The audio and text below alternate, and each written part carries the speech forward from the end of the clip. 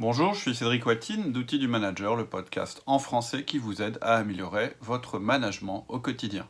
Alors aujourd'hui, je voudrais utiliser une question que nous a posée une auditrice qui s'appelle Séverine et qui pose un petit peu la question de la légitimité de la délégation. C'est-à-dire que qu'est-ce qui nous rend légitime en tant que manager pour déléguer? Donc je vous lis sa question et puis ensuite j'y répondrai. Je mets mes petites lunettes. Bonjour, tout d'abord bravo pour ces podcasts, ça fait plaisir. J'ai découvert tout ça au mois de septembre en cherchant des ressources pour mon master. Je suis chef d'établissement aux États-Unis, après avoir exercé en Asie et en France, et les outils de management ne sont que très récents dans la fonction publique, mais à l'étranger, ils sont tellement essentiels. Bon, moi je pense qu'ils sont essentiels aussi dans la fonction publique. Ma question tourne autour de la délégation. J'ai beaucoup de mal, non pas parce que je n'ai pas confiance en mes collaborateurs, mais parce que j'ai le sentiment de perdre en légitimité en le faisant. Nous sommes des généralistes et nous gérons également beaucoup de projets et j'ai le sentiment de devoir tout maîtriser, tout comprendre en intégralité, sinon je n'arrive pas à donner une vision claire de ce que je veux et je ne me sens donc pas en mesure de déléguer. Ce qui se conçoit bien s'énonce clairement. Or, je n'ai pas le temps de rentrer dans le fond de tous les sujets et je ne veux pas que mes collaborateurs pensent également que je me décharge sur eux.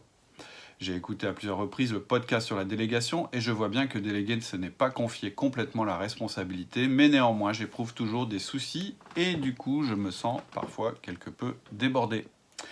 Alors, déjà, Séverine, merci beaucoup pour tes encouragements sur Outils du Manager, ça fait plaisir. Et donc, j'en profite aussi pour vous dire, si vous avez des questions ou des choses à nous dire, c'est sympa que vous veniez sur le site.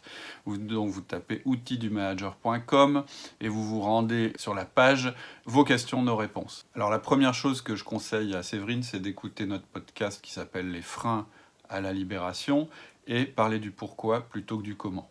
Et je vous invite à le faire aussi. Je vous mettrai en fin de vidéo les liens vers ces podcasts-là.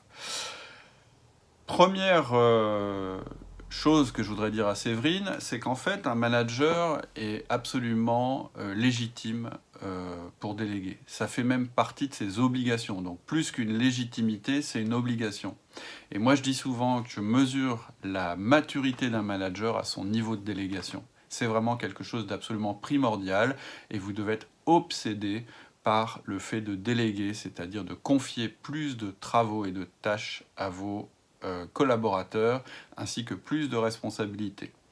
Je vais vous expliquer pourquoi. Donc, première chose, Séverine nous dit « je délègue pas » et c'est pas une question de confiance. Et moi, je pense que si Séverine ne délègue pas, il y a un petit peu de ça. C'est-à-dire qu'effectivement, on sent sa volonté de bien faire, mais en même temps, elle n'a pas encore assez confiance dans la capacité générale de ses collaborateurs à comprendre où elle veut aller sans pour autant leur montrer tout le chemin.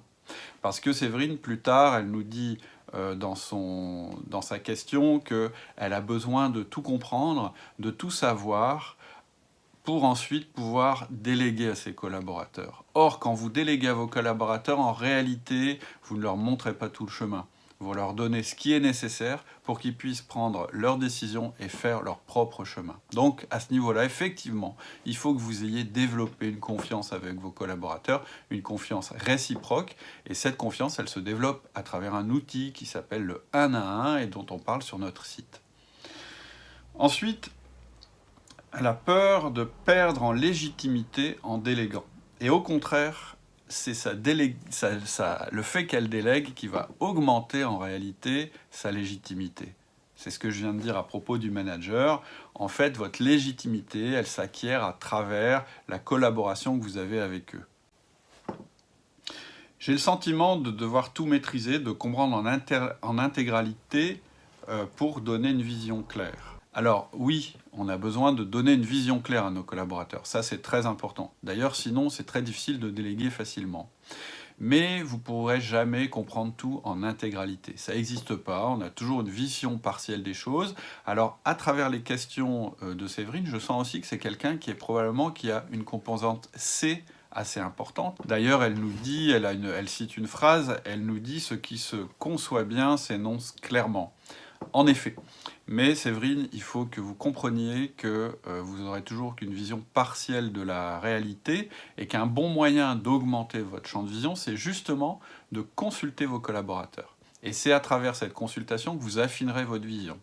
Mais une fois effectivement que vous avez une vision, vous savez exactement où vous voulez que l'équipe aille, il va falloir que vous les laissiez y aller. Vous allez leur expliquer très concrètement où vous voulez aller, et ensuite il sera possible de faire de la délégation. Alors Séverine nous dit aussi, je ne voudrais pas que mes collaborateurs aient l'impression que je me décharge sur eux. Et c'est vrai que c'est souvent un des freins à la délégation, c'est un petit peu une espèce de culpabilité qu'on peut avoir, ou bien une crainte que nos collaborateurs se disent, bah ouais, il est super cool, en fait, il nous donne tout le boulot, et puis lui, il supervise. Et ben, il faut prendre ce risque-là. Effectivement, dans vos collaborateurs, peut-être que certains ne comprendront pas ce que vous êtes en train de faire, et peut-être même qu'ils saisiront pas l'occasion. Mais c'est absolument pas une raison pour ne pas déléguer. Vous aurez toujours plus à gagner à déléguer. Et eux aussi, ils auront plus à gagner, parce qu'ils vont monter en compétences, et ils auront un poste plus intéressant. Mais pour ça, pour faire en sorte que ça se passe bien, je le répète, il faut à la fois que vous ayez développé les relations avec eux, à travers le 1 à 1, et il faut que vous ayez une véritable méthode de délégation. C'est-à-dire que la délégation, c'est assez simple à concevoir, mais c'est un peu compliqué à faire. Et on vous explique parfaitement, de A à Z, comment il faut faire dans notre podcast sur la délégation. Alors Séverine, elle aborde aussi le sujet de la responsabilité. Elle nous dit je vois bien que déléguer, ce n'est pas confier complètement la responsabilité, mais néanmoins j'éprouve toujours des soucis et je me sens parfois débordé. » Alors effectivement, quand on délègue, en réalité, on ne s'exonère pas de la responsabilité. En tant que manager, vous serez toujours responsable des résultats de votre équipe. Par contre, vous étendez votre responsabilité, c'est-à-dire que vous rendez vos collaborateurs co-responsables. Et puis, la dernière chose que nous dit Séverine, c'est qu'elle est débordée. Et donc, le meilleur service que vous puissiez rendre à vos collaborateurs, c'est d'être moins débordé, effectivement, pour être plus disponible, pour les accompagner et les aider, sans faire à leur place. Et c'est là que réside toute la subtilité de la délégation, c'est que ça vous libère du temps, mais ça vous libère du temps pour aider vos collaborateurs à mieux réaliser leur délégation. Alors pour approfondir tous ces sujets, je vous invite à vous inscrire sur notre site, donc outildumanager.com, et je vous invite aussi à vous inscrire parce que sous peu, vous recevrez un cadeau, je pense, qui vous fera plaisir et surtout qui vous fera avancer dans votre management. À bientôt, au revoir.